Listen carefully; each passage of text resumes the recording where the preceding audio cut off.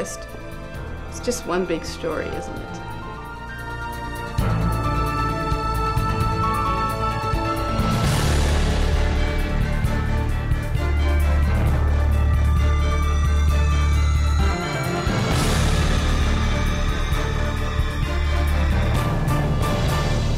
Hi everybody, welcome to the Story Connection. I'm your host, Donna Wilberg.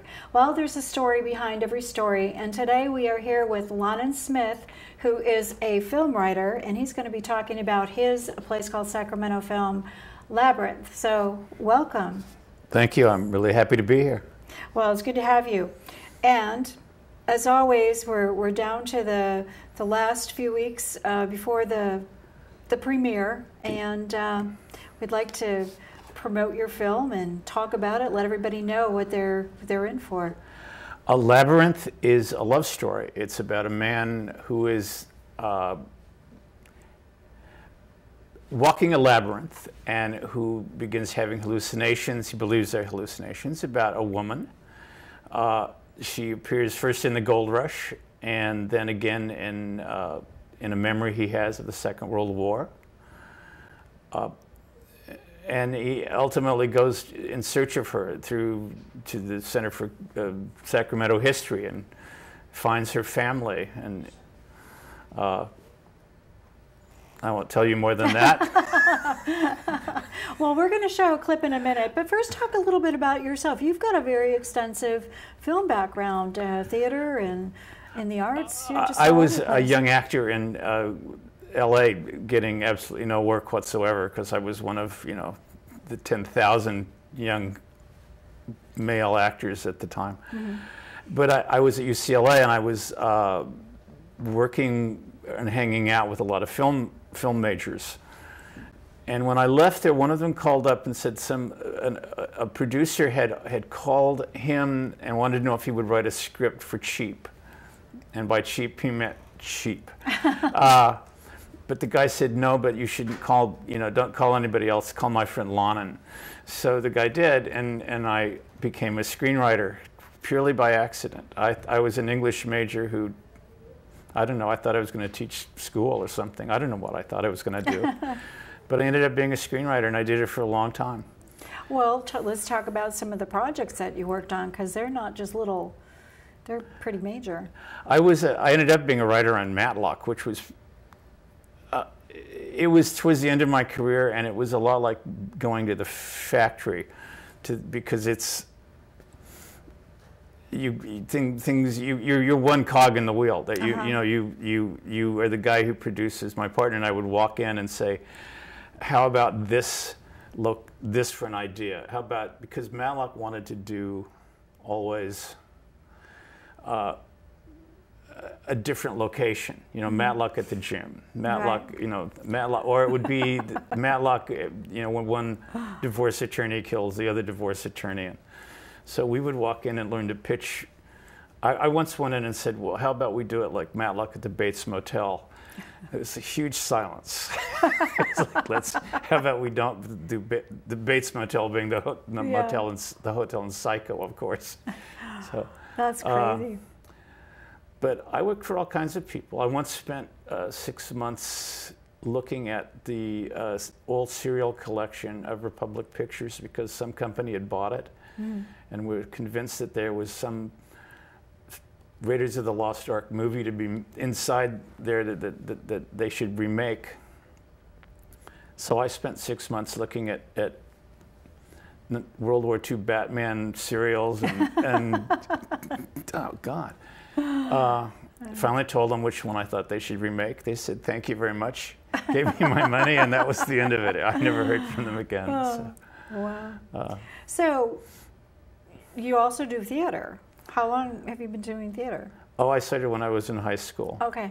And then I was doing it in college for a while. And sort of stopped once I started writing for film, except I had one job in the fill-in between writing gigs where I was the announcer for a group called the American Folk Ballet. Mm-hmm.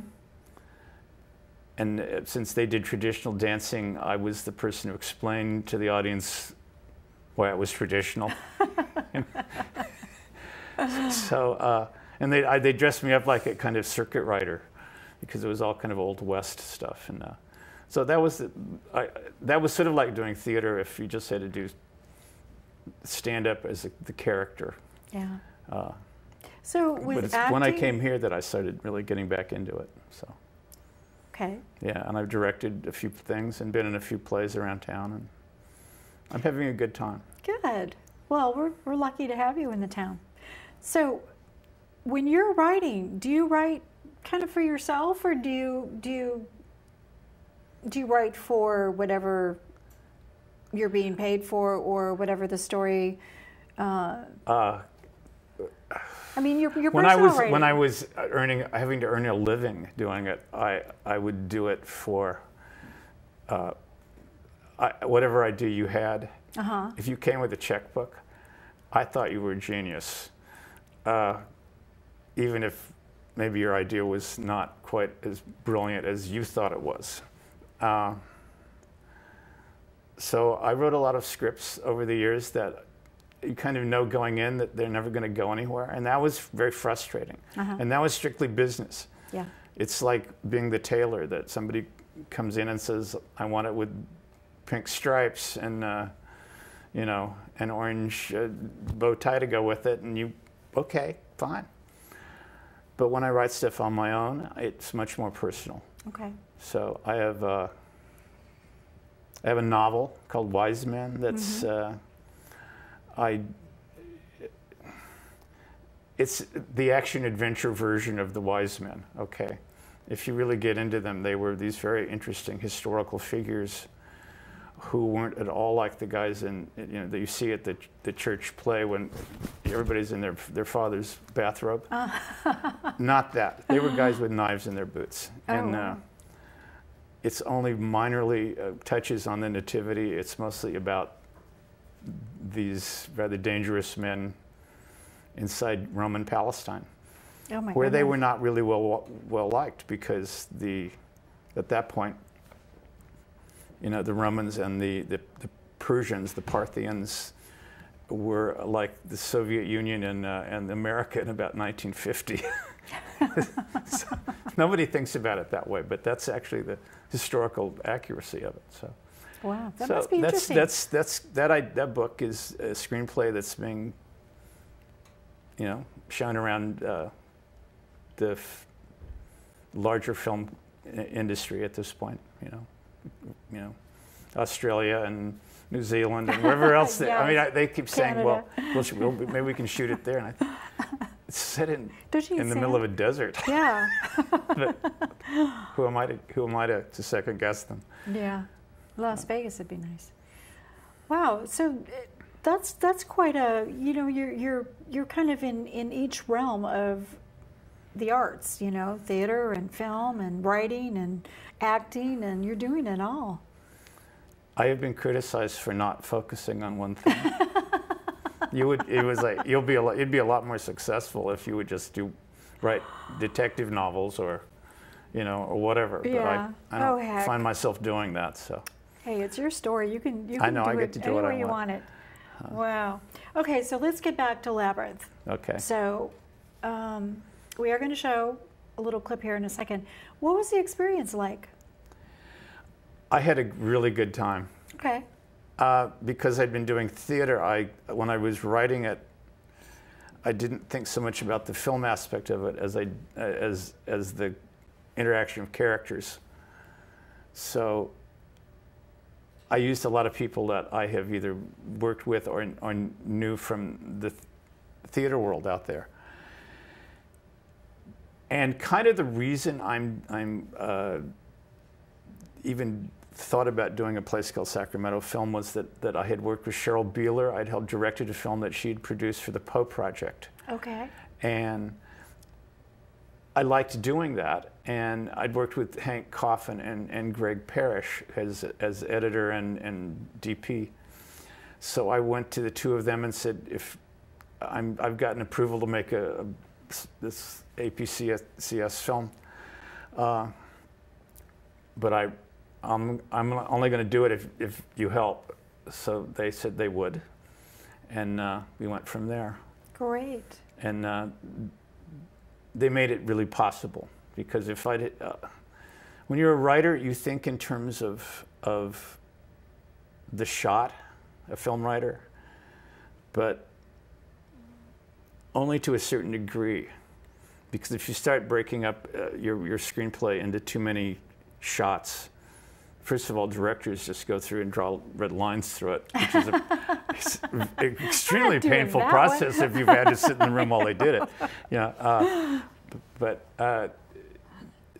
I do think in terms of, there's, you see directors going around doing this, but there's a reason they're trying to see what an image looks like. And so I kind of think in those terms. And Greg was great about saying, maybe you want to not have it quite that close, because I would do think, right here in his eyes, he was like, no, maybe not. But they were both very, very helpful. And I had surprisingly, you get some very good people who just come out of the woodwork and say, here, I will help you just because I can. Yeah. And Access Sacramento, the Gary and Michelle here were extremely supportive of the whole thing. Super. So I'm, good. I'm grateful. Let's share a little bit of the clip here. Okay.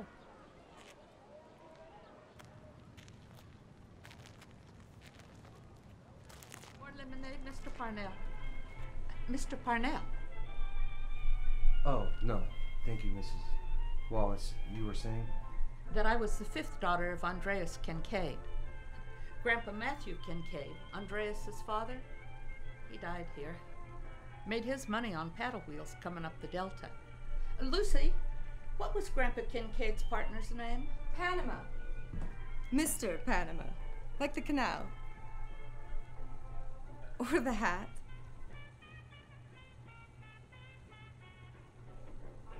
How are you? Fine, ma'am. Yourself? Well, July in the Valley, I appreciate a fan close by.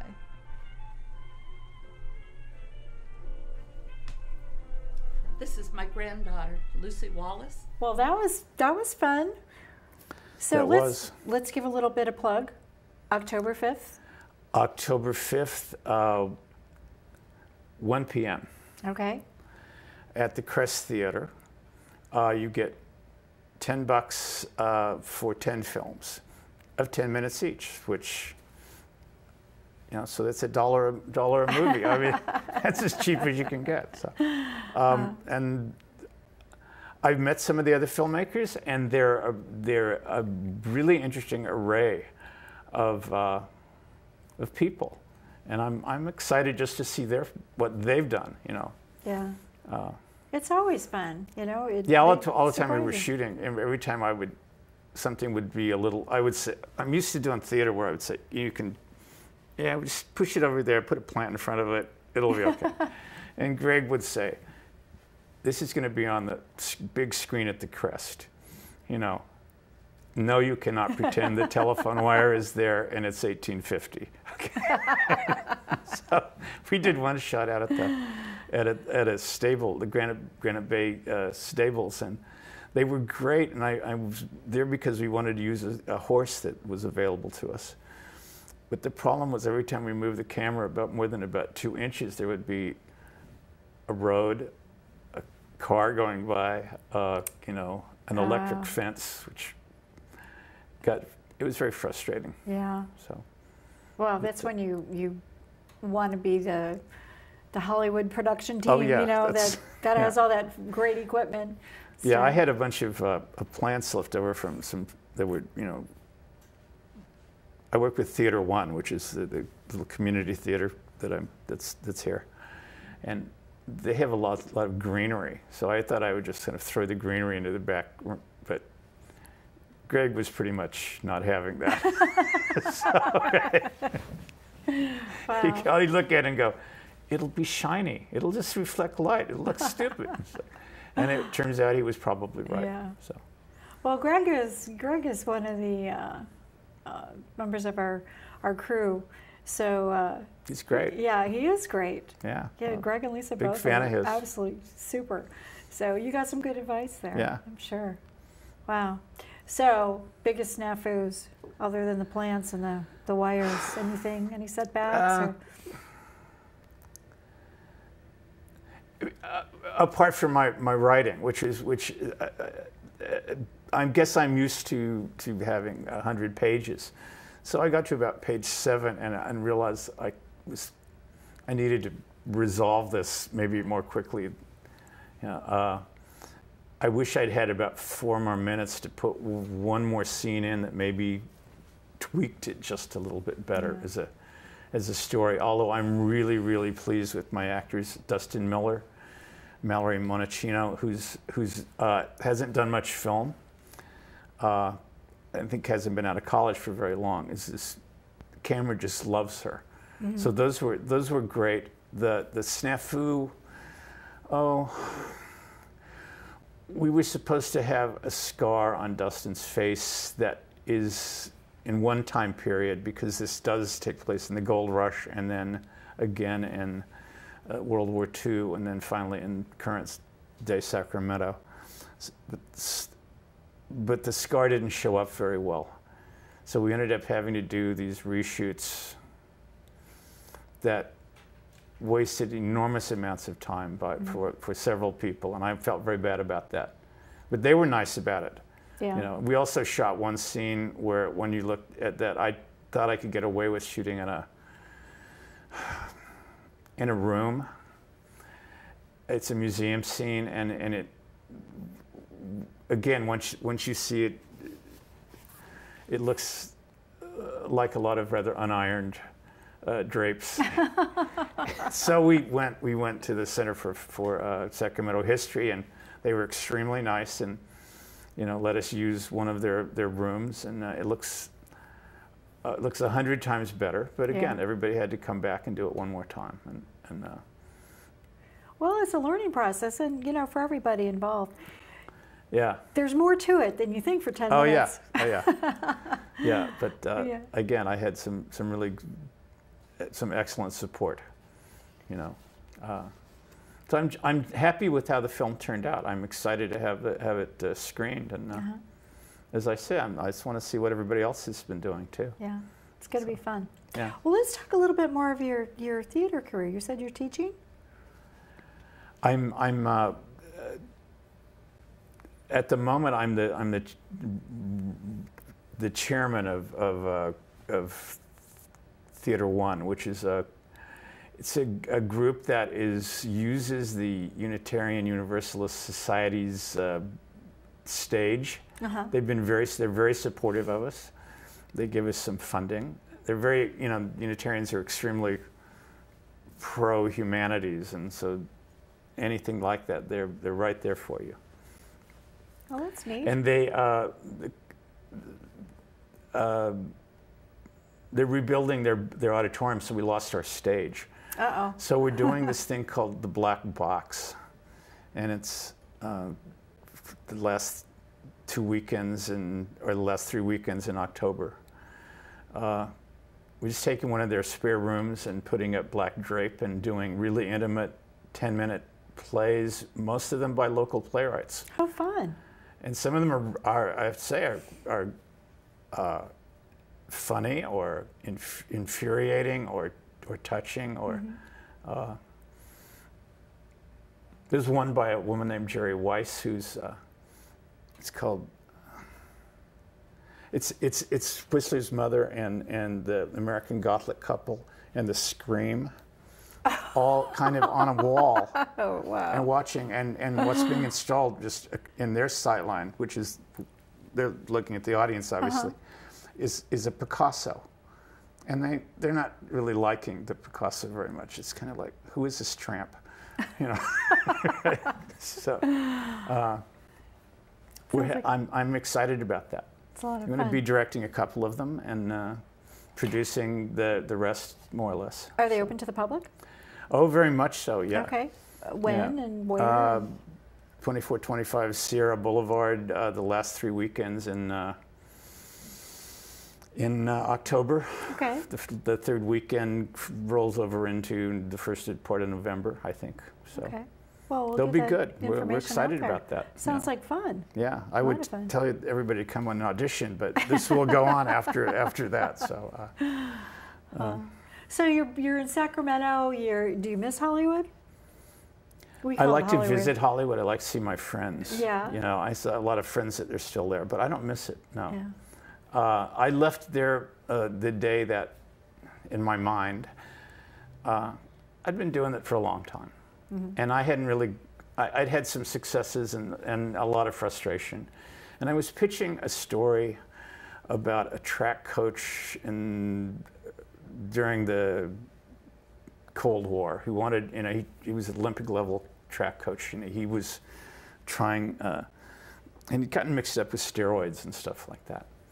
So I'm at HBO and I'm pitching to some young woman who is, you know, about my daughter's age, and she's finally, after we do the obligatory, you know, introductions, she says, "What have you brought me?" And I said, "This takes place against the Cold War." And she sort of looked at me, and then she said, "Help me out, that's the Russians, right?" And I thought, yeah, that's 2/3 of my life as well, okay? And so I don't think I need to be here any longer. Yeah. So I left. Yeah. And I ran an arts organization up in the mountains for about a few years, and then ended up in Sacramento. So Wow. this is a very good town to be in. Yeah. You know, I was raised in the San Joaquin Valley, so I like being able to get to an open field in about 5 minutes. Yeah. If you try and do that in LA, it's like 2 hours and you're in Riverside. You Yeah. know, so, Either that or you're rolling down the embankment. Yeah. You run off the Palisades again. Wow. So, is there any particular genre that you like to write in? Anything that really? No, that was one thing I was really proud of, that no matter what you gave me, I could do it. I once was long ago working for a company called Avco Embassy, and they had hired me to write a film about vigilantes in New York, in Central Park. They were, you know, it was like Robin Hood and his merry men, but it was, you know, Central Park and whatever. And I finished that, and they gave me an assignment to write a film about teen models. Well, that was kind of lighthearted, and I did it. I just changed hats, you know, and they were kind of impressed by it, I think, because I'd gone from this really hard-edged, kick in the door, shoot everybody movie to this sort of slightly almost gay world of photographers and young women who made 17 times more money than I did, who were 12 years old. Literally, they would come with their mother, you know. Oh my goodness. And you'd end up paying for their dinner because you were running the interview, but you know, interesting. they were international models. Yeah. You know. Well, believe it or not, we're running out of time, so Not surprised. let's yeah, that's the story of filmmaking, isn't it? So, why don't you give your information where people can learn more about your film, about you, anything that you want to put out there? We have a Facebook page. Just look under The Labyrinth, runuptheater1.org, and you can find out more about the Black Box Theater and that sort of thing. So we talked about the different genres and stuff like that. In your whole experience in storytelling, is there any one story that you still have in there that you haven't been able to find just the right avenue for? Yeah. I about 20 years ago, I started a book called Dirt on Fire, about a boy who comes off the streets of Hollywood and is taken to live on a farm in the San Joaquin Valley because of his mother dies, and his relatives he doesn't know shows up. And I know it. I have worked on it periodically over the years, and I'm going to finish it. This is my vow to myself. For this, by the end of the year, I'm going to finish it. Your story is kind of based on Yeah. reality. It's on a part of your history. Yeah. Yeah, it is. Yeah. So that's very cool. I was the farm kid who went to the city, but it works both ways. Yeah. You either love the land or you don't love it. You know, you either put your hand in the earth and you feel like it's alive and it's electric, or it's just dirt. So that's why it's called Dirt on Fire. Very cool. Yeah. Okay, so you've covered so many different areas in your career. You've done just about everything. In the 1 minute that we have left, is there any particular area that you really feel not only do you shine, but it's just more of a passion and closer to your heart? I love dialogue. Okay. I just finished writing a 2-act play that was read at the Playwrights Collaborative the other day called Getaway Service Guaranteed. It's 5 people in a bus stop colliding, waiting for the bus to come, and all with their different ambitions and dreams and attractions and whatever they don't like about each other. I loved writing the dialogue. The reason I like being a screenwriter is that you get to write. A lot of film dialogue is just profanity spewed back and forth, or it's filler. But the really great film dialogue, it sounds like reality. Yeah. But it's also got a wonderful spin to it. Super. You know, and that's the stuff I love. Well, thank you so much for coming on the show. We got to wrap it up. Thanks to my fabulous crew. I couldn't do this without you. Ted and Laura and Lorene, thanks for coming out today. And everybody, Crest Theater, October 10th, October 5th. October 5th, 1 o'clock. You're gonna come on the 10th, we're in trouble. Okay, so thanks everybody, and good night.